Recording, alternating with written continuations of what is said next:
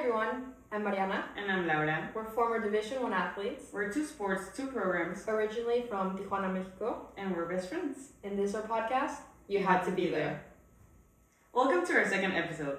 This episode is about the space between us being in high school and navigating pressure, who we want to become, and recruiting. We went to high school at Modern Day Catholic in San Diego, which is where we reconnected. Yeah, go Crusaders! Yeah. We went to high school in San Diego while living in Tijuana, which is just a crazy challenge. Yeah. On its own. Why don't you talk a little bit about what it was like to live across two completely different worlds? Yeah, I think it was good because we had so many opportunities and we were able to practice on both sides and have good coaches, Tijuana and in the US, and I think we created a good balance that helped our careers get to the point we're now. Absolutely. I think living in Tijuana and studying in San Diego shaped us. You know, it's a story that only a few people can share, and it's a completely different experience. This is a funny reference, but it's literally like being like Hannah Montana. Yeah. Like you get the best of both worlds. Like exactly. You truly do. But I do think that it made us look at the world in a different perspective. Definitely. And at least I felt like I had to grow up a little faster than other people. Would you say the same? Yeah, I think you need to mature also, because for when we started driving, it was not just driving in your hometown, it was going to the freeway and driving, going to practice, going to school, and you just had to go at a higher pace, faster. Yeah, so it was definitely an adjustment, and it was a big step that we had to take, and we had to mature, always be mature for our age, as people would say. Yeah, no, I agree. I think life, going through what we went through is different, right? You know, you're waking up really early to make sure you cross the border in time because it's not an excuse if you're late. No, and you would take sometimes 15 minutes, sometimes it would take an hour, like, you never know. Yeah, my dad, when he used to drive me, we would get up super early and we'd park, and then I just take a nap before school even started, to the point where like my friends would walk by me and like take pictures of me sleeping like every day. Yeah, no, me too. My dad, when he would drive, I would just get in the car and go back to sleep. Or if I had a test, he would make me study the whole time. Honestly, that's kind of good because you do prepare for school early because you're either finishing homework or wrapping up studying for a class or anything. Yeah, no, he was always telling me that instead of staying up late, I should just study in the morning. Like, those 30 minutes are going to be more helpful than when I'm tired at night. So yeah, I think that's a good point to touch on. Time. I think when you're managing crossing the border and these two worlds, you spend a lot of time in the car. So at least, you know, driving, like between school, practice, border, home, do homework, eat, like, you don't have a lot of time. It's limited.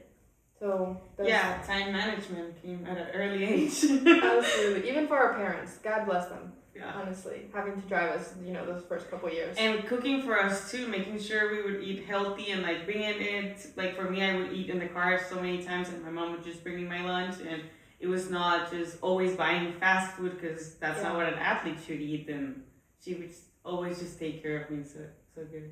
Yeah, no. What about competing? We were both high school athletes, part of our golf team and tennis team. How would you describe that experience? I mean, I think I had a really good experience. I didn't play my 4 years in high school, fun fact. I played 2 years and a half actually. I didn't even finish my junior year. Yeah. Because I had a conflict and my coach would not allow me to play the tournaments I wanted to play and not come to all the practices. She said that we needed a team atmosphere and that I needed to be present in all of those kind of things. Also because my junior year I was co-captain, so I had to be a leader, I had to be an example, but at the same time I was not benefiting from the practices that I was having with my team, with different kind of goals. No one had the same kind of goals that I did, so it was something I had to experience. Like more recreational. yeah, it was more recreational for them. Like we did pretty good. We won the league, but still they weren't at the point of like you Pursuing having it. your teammates that would actually push you. And I mean, Absolutely. golf, you can do it on your own. Like tennis, Yeah. you need a partner that's gonna be actually good enough for you Yeah. to play with. So I think it was good the 2 years and a half that I did it. I had many fun experiences, and then competing, it was just fun in like a team environment, because that's another Yeah. thing with our sports. We're just focused on our own thing, but I think it did help me grow that kind of like team spirit in a way. Yeah, that's What good. about you? I love my team. Our coach and all the girls were just so awesome. Like every single year, I played my 4 years, and Coach Alex did such a good job at like having the right people surrounding us. Even just supporting the program. All of our girls were good. Like we all pushed each other so much, and we grew together, which was really cool. I mean, we were a good team, but then also like a really fun team. So we'd go to tournaments and we'd blast the speaker. Yeah. It'd be sometimes like our CIF championship in like San Diego. We'd show up at 6 a.m. We'd do some laps around the parking lot to try to warm up, which I know it's not that cold here, but it felt cold, right? And then we just blast the speaker, and every team is looking at us like, are they okay? But then we go win, so who cares, right? Exactly. No, you guys have your own dynamic that works. And Yeah, no, it was have fun. That was really the dynamic. yeah, no, and maybe if they try it out, maybe they would win. Like, you never know. Yeah. What did a normal day in high school look like? Oh, I'll talk about my senior year more, because I was not in the team anymore. Mm-hmm. And I was driving myself, so I think I would wake up at 5:30 a.m. I would have breakfast, get ready, and I think, and I would pack everything for my practice day, like my change of clothes and everything I would need the night before. Otherwise, in the morning, I was too rushed. Yeah. And then I would always leave my house at 6:20 a.m. I would go drive to the border. Sometimes I would be studying while I'm at the border and like the line's not going, and then I would go get a Starbucks if I had enough time, and then I would just go in the parking lot, and maybe I would take a nap, maybe I would study, maybe I was finishing homework. It varied, but that was like my routine in the morning. Then I would just go to class, and after class I had to go get some food. And then I would have to drive up to Barnes Center that was like 30 minutes away from Mater Dei, up north. And then I would practice for like 2 hours tennis, and then 1 hour of conditioning. So 4 to 7, and then at 7 I would finally drive back home. Sometimes there would be traffic, sometimes it was fine. So I would be back at home around 8, 9-ish, and I would shower, have dinner, and go to bed basically. No, yeah, that's pretty much what it was like for me too. Obviously, because I went to practice, but it varied. Sometimes I'd practice in San Diego, and sometimes I'd drive back to TJ to practice. But it would be like get out of like school and like pretty much run to your car so you don't hit any traffic. And because crossing the border at around like 2, 3 was it's brutal. Brutal. Yeah, some of our my teammates were also from Tijuana, so we'd cross the border and we'd agree to meet at the course, and we'd have lunch together and like just chat, whatever, and then go through a whole practice and pretty much like have that same routine every day. Yeah. Which is part of what we're talking about, time management, big part of being a high school like student athlete, and just also like one of like the sacrifices. Right, like you're definitely exhausted, and I think a lot of people don't see that. I think I would always get bothered when my friends who didn't have any sport would ask me if like, hey, it would help with homework. I'd be like, you have all this time, and what do you mean? Like, I'm out here balancing all these other things. Like, what do you mean you need my help with the homework? Like, that was one thing that I think people don't see. Yeah, definitely. I think it's hard, and some people don't even see the sacrifices you're making, or maybe they just think that it's easy, and that's definitely something that's not easy to deal with. And just with us at a young age also trying to prioritize a lot the being an athlete, and we were more athlete students, not really student athletes during high school. Yes. Yeah. Personally, I think sports came before the academic portion. Obviously, I was a good student. I still had good grades, but emotionally, I cared more about my sport, which is insane. Yeah, no. I think another thing is I didn't feel like there was room to be bad at anything. Like even prioritizing my sport more than the academics, that was still not an excuse to have a bad grade. You know, you're not allowed to make mistakes, or you are, but you don't feel like you are. Exactly, or not even being close to failing a test, like completing every single one of the homeworks. Like there was no excuse.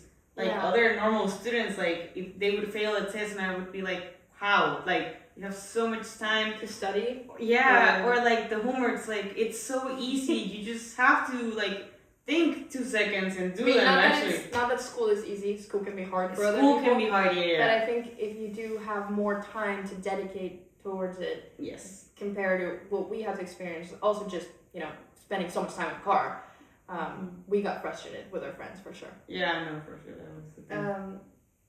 And another topic that goes along with this, how did you manage chasing those college opportunities, those scholarships, and traveling to compete while focusing on being in high school?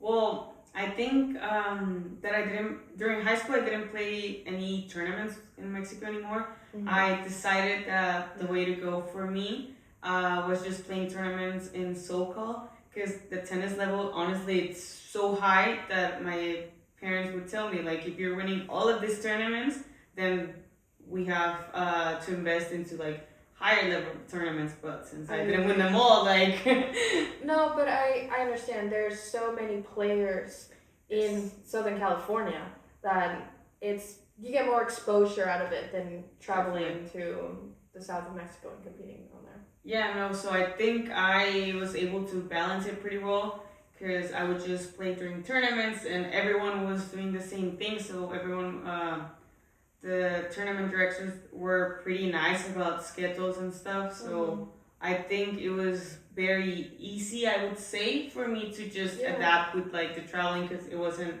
much like in college where it actually involved missing school and stuff like that. So I don't think I even missed school because I had a tournament or anything. I think it was pretty easy. Except like the tennis matches that I would play with the high school and they would pull me before.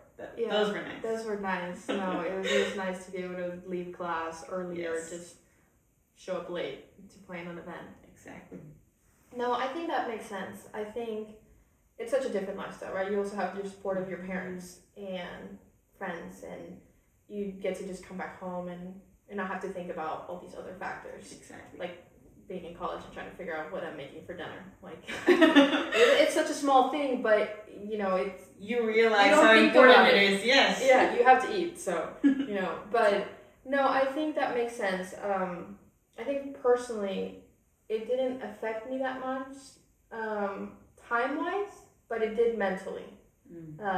And I think that's something we need to touch on, the recruiting process, right? And what that was like for each one of us. Sending emails, having to get on the phone or texting, that's exhausting. And you're out there sending so many emails, especially if you're doing it by yourself, and it's challenging. It is. I think it takes some discipline too, and you also need to be very organized with it. Yeah. Because you need to know like which schools I'm sending emails to. Make sure the email is correctly addressed to the coach. Not make any mistakes of like mentioning a different school and or a different name. Yeah. You gotta be careful with those kind of mistakes. I mean, with ChatGPT, everyone can just do it easier. But in our time, we actually had to write everything. No, my parents helped me. Like, okay, does this sound good? Like all those little things. I think personally it was stressful. The whole recruiting process was very stressful for me. There's just so much unknown, right? And you believe that you have what it takes to make it into the next level, but there's so many other people that have the same talent or are better or have other qualities, you know? And it was challenging to have coaches come watch me. Wow, yeah. The pressure. The pressure is insane. I mean, I don't know if it's for everyone, but at least for me, it was hard. Like, sometimes I played so good and sometimes I played awful. Like, it took some time to get adjusted. No, definitely. We had a UTR, it was called that. It was our rating system. Mm-hmm. And I think the highest I've ever had was my junior year of high school. Like, even in college, I did not get rated as high as that. And I think it was because my freshman year, sophomore year, junior year, I was just having fun, enjoying everything. Yeah. And then the sudden moment when recruiting starts and coaches are watching you, or maybe they're not showing up in person, but they're looking at your stats, and you cannot explain why you lost in 30 minutes. Like, they didn't even watch you. So I think I got pretty stressed with it, and I really felt the pressure, and I would just play so tight. I would be so nervous, and at some point I didn't even want to play tournaments anymore, because I would just tell my parents, even if I win, my rating just keeps going down. Like, there was something I just couldn't understand. And it was very hard for me to accept, like, I'm good, but I don't know why my rating's not matching. And I know, I was just stressed a lot. No, that's fair. I think that's important. And I think it's also important for high school athletes going through it that it's not all about your stats.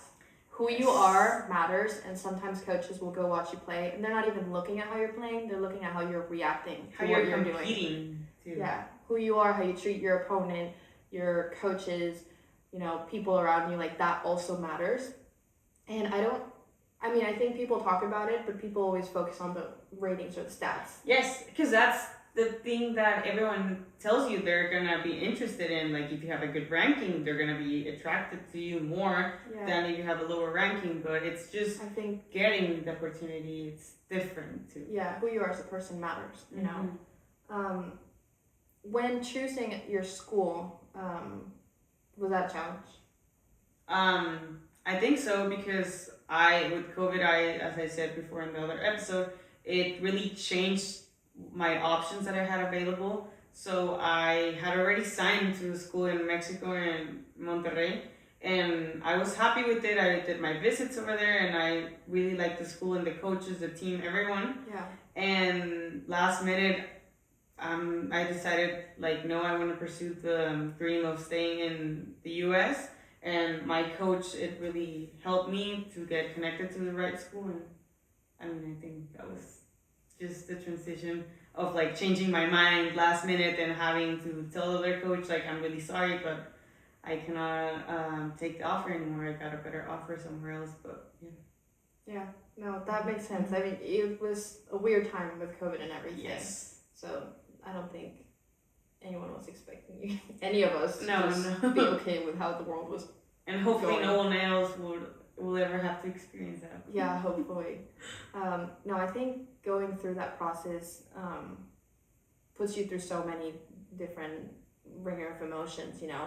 And when you're having to deal with different offers, different coaches, like, it's challenging to know what you think is best for you, you know, because you have so many outside opinions.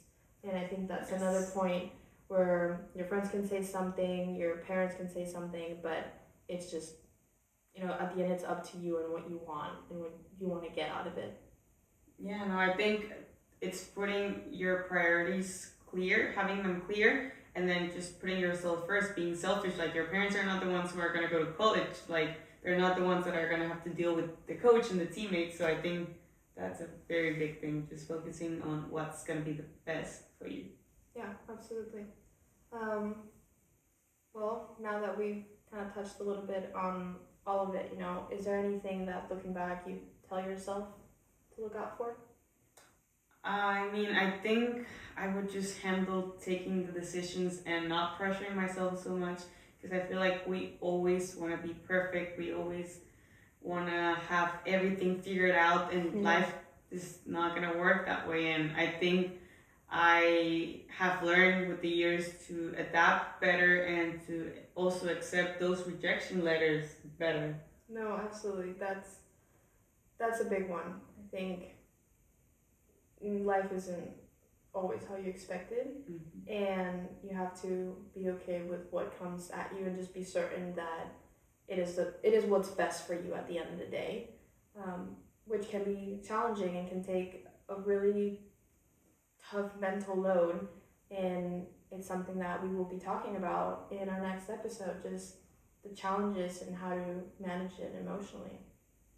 Yeah, so again, if you have any questions that you want us to answer directly, like we're more than happy to, and if you want to share your experience with us and with everyone who's listening, just reach out and we'll contact you and follow our social media as well. Alrighty, well, thank you and welcome to You Had to Be There.